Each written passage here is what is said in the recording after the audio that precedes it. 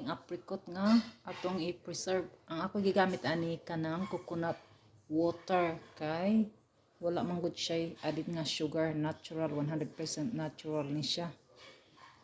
Gusto na ko i-keep ang natural nga flavor sa peach.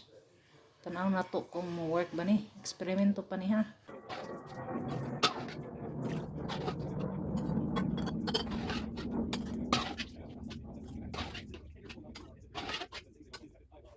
Mauna ni atong nahimo nga peach nga atong gi-can. Ang ingredients ra ani peach o coconut water. Mao ra gid na wa ko nag-add og sugar kay gusto nako nga natural flavor lang gid siya. First time pa ni nako nga naghimo ani so we'll see kung mulas ni siya dugay.